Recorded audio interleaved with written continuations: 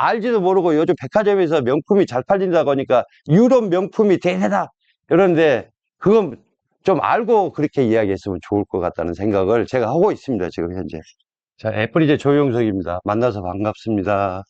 제가 오늘 세미나 주제는 1인 명품 브랜드 창업 프로세스에 대해서 제가 이제 오늘 말씀을 좀 드리고자 합니다. 그래서 유럽 명품에 대해서 인터넷에 나오는 여러 가지 이야기들이 많이 있는데 여러분들 그거 딱 50%만 믿으시면 됩니다. 뭐 틀린 말도 아니고 그렇다고 해가지고 맞는 말도 아니고 50%만 생각하시면 됩니다. 이제 제가 보기에는 저는 전문가입니다. 전문가. 제가 자신을 합니다. 그래서 제가 이렇게까지 정확하게 제가 말씀을 드린 겁니다. 오늘은 그 프로세스에 대해 설명을 하려고. 근데 첫째, 모든 분들이 생각하는 게 뭐냐면은 명품은 돈 번다고 이야기를 하세요. 절대 돈 못 봅니다, 여러분들. 명품 한번 해보세요. 돈 버는가. 버는 방법을 아셔야지 방법을 모르고 명품 내가 구매대행 해가지고 한다. 여러분들 이거 착각이십니다. 착각. 그러면은 모든 우리나라 셀러들 판매하시는 분들, 판매자분들 다 돈 벌게요. 그건 절대 아닙니다. 하다못해 명품을 취급하는 기업도 돈을 못 법니다. 일각에 보면 그런 회사들이 또 있고 또 있고 여러 회사가 있는데 그 회사 돈 버는지 한번 여러분 끝까지 한번 보세요. 절대 못 살아납니다. 방법이 있습니다. 방법이. 그래서 우리가 지금 여기서 만나는 것은 우리가 재벌이 되고자 하는 게 아닙니다. 여러분들의 노후 생활을 편안하게 해드릴 수 있도록 여러분들이 만족할 수 있도록 그런 과정들을 거쳐야지만이 된다는 것입니다. 그래서 오늘은 여러분들에게 말씀드린 명품 브랜드 창업 프로세스에 대해서 제가 설명을 하려고 그래요. 그 프로세스를 알기 전에 우리가 먼저 기본적으로 갖춰야 될 게 있습니다. 첫 번째, 우리나라 유통 흐름을 아셔야 됩니다. 우리나라 유통 흐름을 모르시고 여러분들 무조건 잘 되는 것만 가져온다고 해가지고 되는 게 아닙니다. 두 번째, 유럽 문화를 아셔야 됩니다. 구매대행 가가지고 여러분들 회사 에이전시 구매대행 해가지고 1,000만 원이든 2,000만 원이든 주고 따라가가지고 유럽 갔다 왔다고 해서 여러분들이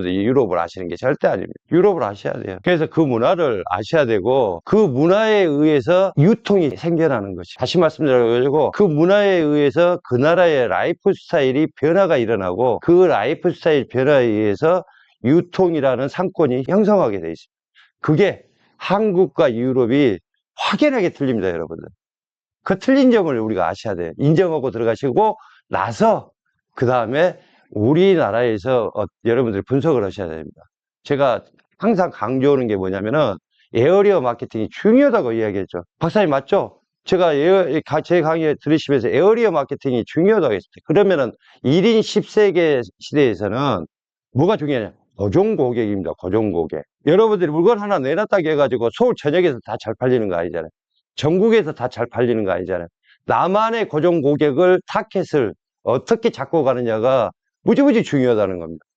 그러면 그게 딱 나오면은 골별 판매 전략을 여러분들이 수립을 하셔야 됩니다. 그게 뭐냐면 마케팅 포인트입니다. 그 부분에 대해서는 마케팅은 수을 봐야 된다. 신바람이 나야 된다. 이래서 제가 책도 썼지만은 그것은 나중에 세부적으로 제가 말씀을 드리도록 하겠습니다. 그래서 먼저 우리나라의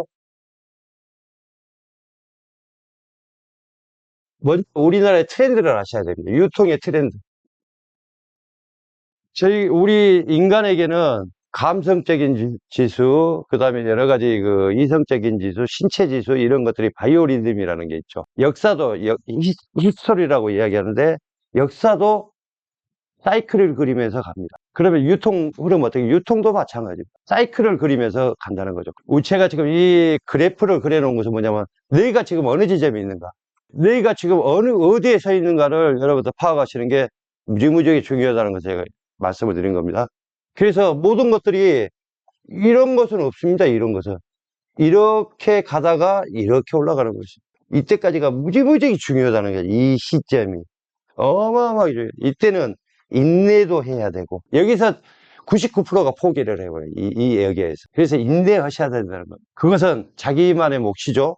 자, 그래서 이 그래프로 이제 다시 넘어와가지고 첫째, 이 그래프가 왜 생기게 된 원인? 정치입니다. 정치가 뭘 주도를 합니까? 경제입니다. 경제에 의해서 뭐가 생깁니까? 라이프 스타일이 만들어지는 겁니다. 그 다음에 문화가 형성이 됩니다. 르네상스랄지 포스트 모더니즘이랄지 이런 것들이 생기게 됩니다. 정치, 경제, 사회, 문화를 그래서 대통령이 누가 되느냐가 무지무지하게 중요하겠죠. 다음 대통령 누구야? 그러면 그 사람의 경제 성향은 어떻게 될까? 이런 것들이 무지무지하게 중요하게 됩니다. 그것에 의해서 라이프 스타일이 변화되고 또 여러분들 사회에서 하나 드릴게요. 사회 현상이라는 것은 여러분들이 팬데믹 현상이 오면 어떻게 돼요? 라이프 스타일이 변해버려요. 아주 무서운 겁니다, 무서운 거. 이 변곡점을 우리가 알고 가야지만이 경기가 이때 최고조로 올랐어요. IMF 오기 전까지 최고조로 올라간 2008년도에 뭐가 생겼어요? 리먼 브러더스 금융 위기가 딱 왔죠.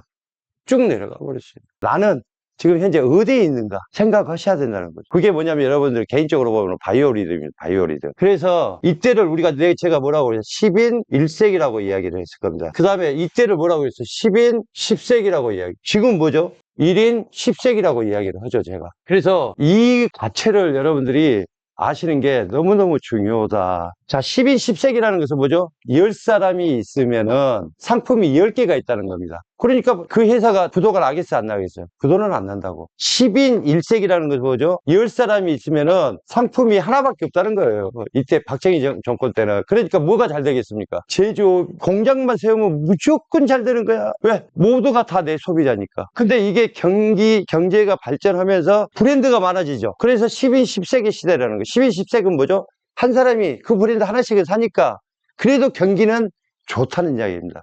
근데 지금 뭐죠? 한 사람이 있으면 브랜드가 10개가 있다는 거예요. 그러면은 이 시대에서는 어떻게 되냐면 1등, 2등, 3등만 딱 빼놓고 나머지 7개 기업은 없어진다는 이야기예요. 사람은 한 사람밖에 없는데 브랜드가 10개나 있어. 그러면 1등, 2등, 3등 빼놓고는 전부 다 부도가 나고 없어지는 세상에서 어떻게 해야 되겠냐는 이야기. 그래서 여러분들 마케팅 전략이라는 게 나오고 여러 가지 용어들이 뭐 포장술이랄지 뭐 그때부터 원조가 최고다 뭐 이런 이야기들이 나오게 되는 것입니다. 그래서 여러분들이 이제 다시 우리가 핵심을 가야 되니까 2008년도에 리먼 브라더스 금융위기가 딱 터지고 나서부터 어떻게 됐느냐. 이때 1유로화가 2,500원에서 2,300원을 했습니다. 위에다가 70원 했어요. 유럽에서 니트 한 장에 8만 원에 가져오면은 중국에서는 만 원에 가져온다는 겁니다. 그러면 어떻게 되겠습니까? 그래서 김영삼 정권 노태우 때부터 시작해가지고 우리나라 모든 제조업체들이 10인 10세기 시대가 오니까 어디로 갔어요? 중국으로 다 넘어갔습니다. 그러면 왜 그러느냐? 10사람이 있으면 제품이 10개가 있다는 거예요. 그러면 이 10개에서 자기가 살아남기 위해서는 무슨 경쟁을 해? 가격 경쟁을 하기 시작했다는 이야기입니다. 내가 더 싸게 팔아야지 소비자들이 몰리는 시대가 됐다는 이야기. 이해하시겠죠? 그러니까 방법은 뭐죠? 전부 다 중국에다가 제조업 공장 만들어 놓은. 그래서 뭐죠? 인건비 절감, 원부자재 절감. 그러니까 뭐죠? 단가가 판매가가 뚝 떨어지는 거예요. 이 상품들이 우리나라 동대문, 남대문 시장을 장악을 해버렸어요. 그래서 경기가 활성화가 되버렸어요. 이 상품들이 전국에 퍼져나가면서 활성화가 되버렸어요. 하다못해 기업 브랜드에서도 중국에서 생산을 다 해가지고 왔습니다. 근데 2008년도 금융위기가 터지고 나서부터는 어떻게 됐습니까? 우리나라 경제 성장률이 2%, 3% 했을 때 중국은 7%, 8%, 10%까지 올라갔습니다. 그러니까